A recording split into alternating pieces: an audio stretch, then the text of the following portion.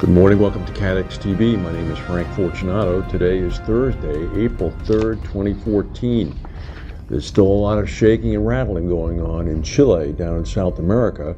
There was a powerful 7.6 earthquake, which was an aftershock to the 8.2 earthquake the night before last.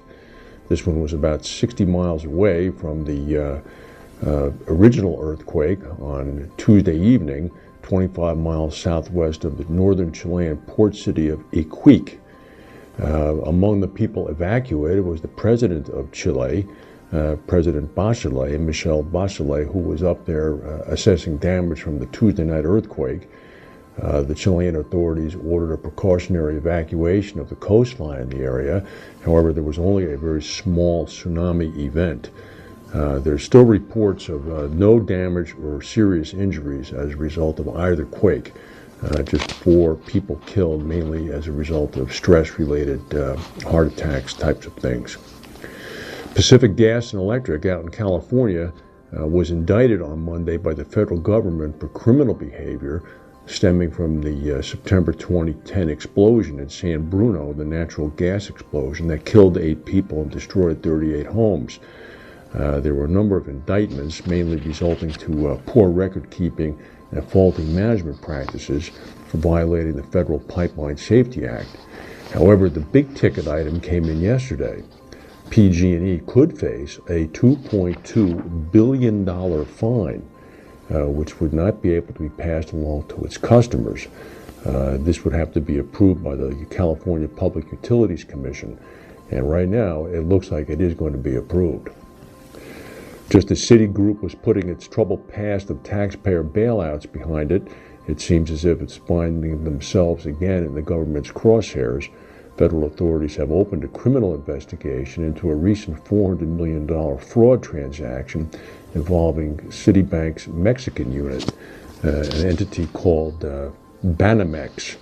The Banamex fraud apparently was perpetrated by at least one employee who processed falsified documents that helped an oil services company obtain a loan that cannot be repaid.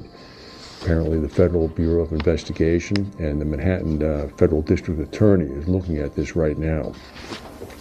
A Delta jet from Atlanta to LaGuardia Airport in New York, MD-88, had to make an emergency landing at Kennedy Airport. The plane had 118 passengers on board when it landed at about 9 p.m. last night. It apparently had a complete hydraulics failure. So much so that after it did land on the runway, the Kennedy runways are far longer than LaGuardia, after it did land, it was unable to control its brakes and ended up rolling into the grass. Nobody was injured, fortunately, although the plane did sit on the grass for about 45 minutes before the passengers were allowed to leave. They were later sent by bus up the Van Wyck Expressway to LaGuardia Airport. Insurance outsourcing firm Charles Taylor said today that its chief financial officer, Tito Soso, is leaving the company after less than 2 years. He's moving on to an unnamed private equity company. Although Taylor's shares are up 40% in value over the past year, and they did report a 10% increase in its annual profit, they saw weak performance at its insurance support services division. Soso was apparently, as I mentioned, heading to a private equity firm. Here's 2 interesting stories. Workers at a scrap shop in Bangkok, the capital of Thailand, yesterday accidentally detonated a large 500-pound bomb, apparently dropped by the Allies in Bangkok during World War II. 7 people were killed, 19 others were injured. The bomb created a 10-foot hole in the ground when it exploded.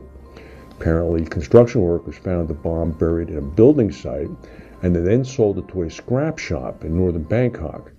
This would be in the Lad Plakao neighborhood of northern Bangkok. Workers at the shop were using a gas-powered thermal cutter to take the bomb apart when it exploded. Construction workers on another project found a similar bomb in a different part of Bangkok on Saturday. They, however, did not take a blowtorch to it to try to take it apart. They called it in and handed it over safely to police bomb experts. There's another story. NASA, the National Aeronautics and Space Administration, has suspended contact with Russian government representatives, citing ongoing violations of the sovereignty of the Ukraine. They also, of course, said that the Russians should not have taken over the Crimea. The suspension includes NASA travel to Russia, visits by Russian government representatives to NASA facilities, and any sort of bilateral meetings, email, teleconferences, or video conferences. It does not extend to any ongoing activities of the International Space Station. The International Space Station has been occupied now continuously for 13 consecutive years. Right now, there are 2 Americans on board the space station. Right now, and the way it's been for a number of years, the only way to get people on and off the space station and to bring supplies to the space station is through the Americans' reliance on the Soviet or the Russian Soyuz spacecraft. Now, I don't know about you, but if I handed something like this to Vladimir Putin, I would be very interested in seeing what his reaction would be. If NASA has suspended all contact with the Russians and there are 2 American astronauts on board the space station, and the only way they can be brought home is if the Russians go and get them, it just seems as if NASA might have inadvertently lost their ride. We'll see what happens. That's the news for today. If we have any breaking news, we'll come back and tell you. Thank you for watching, and we'll see you tomorrow.